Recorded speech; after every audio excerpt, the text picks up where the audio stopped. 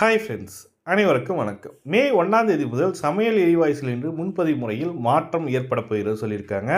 அது என்ன மாற்றம் என்பது தான் இந்த வீடியோவில் ஃபுல் டீட்டெயிலாக பார்க்க போகிறீங்க. வீடியோ ஸ்கிப் பண்ணாமல் பாருங்கள். வீடியோ பிடிச்சிருந்தால் லைக் பண்ணுங்கள், கூடிய சப்ஸ்கிரைப் பண்ணுங்கள். வாங்க வீடியோக்குள்ளே போகலாம். மே 1 முதல் சமையல் எரிவாயு சிலிண்டர் முன்பதிவு முறையில் புதிய விதிகள் நடைமுறைப்படுத்தப்பட்டுள்ளது. எல்பிஜி சமையல் எரிவாயு சிலிண்டர்களை முன்பதிவு செய்யும் முறையை, அதனை விநியோகிக்கும் முறைகளிலும் புதிய விதிமுறைகளை மே 1ஆம் தேதி முதல் நடைமுறைக்கு வரவிருப்பதாக தகவல் வெளியாகியுள்ளது. ஈரான் மீதான அமெரிக்கா தாக்குதல் காரணமாக ஏற்பட்டுள்ள எரிபொரு தட்டுப்பாடால் ஏற்கனவே சிலிண்டர் முன்பதிவில் கடும் கட்டுப்பாடுகள் விதிக்கப்பட்டுள்ள நிலையில் மே 1ஆம் தேதி முதல் புதிய கட்டுப்பாடுகள் நடைமுறைக்கு வரவிருக்கின்றன. ஈரான் அமெரிக்கா போர் தொடங்கிய பிறகு வீட்டு உபயோக சிலிண்டர் விலைகள் 60 ரூபாய்கள் உயர்ந்துள்ளது. வணிக சிலிண்டர்கள் 3 முறை உயர்த்தப்பட்டு, அதாவது ஏப்ரல் முதல் இன்று வரை பார்த்தீங்கன்னாக்கா ரூபாய் 196 முதல் 218 வரை நகரங்களுக்கு ஏற்ப விலை உயர்த்தப்பட்டுள்ளது.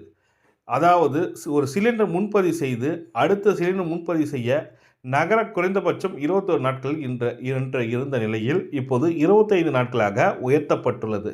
கிராமங்களுக்கு பார்த்தீங்கன்னாக்கா 45 நாட்கள் வரை உயர்த்தப்படுகிறது சொல்லி கொடுக்குறாங்க. 45 நாட்களுக்கு ஒரு முறை தான் நீங்கள் சிலிண்டர் புக் பண்ண முடியும் சொல்லியிருக்காங்க.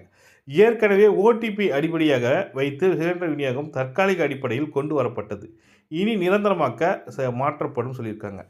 உஜ்வாலா திட்டத்தின் கீழ் பயன்பெறுவோர் ஆதார் அடிப்படையில் பயோமெட்ரிக் சோதனை உறுதி செய்து கொள்ள வேண்டும். இதுவரை வாடிக்கையாளர்கள் அடையாளத்தை உறுதி செய்யாவிட்டால் அவர்கள் இகேஒய்சி அவசியம் என்று வலியுறுத்தப்படுகிறது. ஏற்கனவே பயோமெட்ரிக் உறுதி செய்தவர்கள் மீண்டும் அதனை செய்ய வேண்டிய அவசியம் இல்லை. ஆனால் உஜ்வாலா திட்ட பயனாளர்கள் மட்டும் ஒவ்வொரு நிதியாண்டிலும் தொடக்கத்திலும் பயோமெட்ரிக் உறுதி செய்ய அவசியம் சொல்லியிருக்காங்க. நீங்கள் உஜ்வாலா திட்டத்தின் மூலமாக கேஸ் சிலிண்டர் வாங்கியிருக்கீங்கன்னாக்கா உங்களோட ஆதார் கார்டு கேஒய்சி வெரிஃபை பண்ணணும்னு சொல்லியிருக்காங்க. சிலிண்டர் விநியோகத்தை நிறுத்தி விரைவில் குழாய் மூலம் எரிவாயு விநியோகத்தை உருவாக்க மத்திய அரசு முயன்று வருகிறது.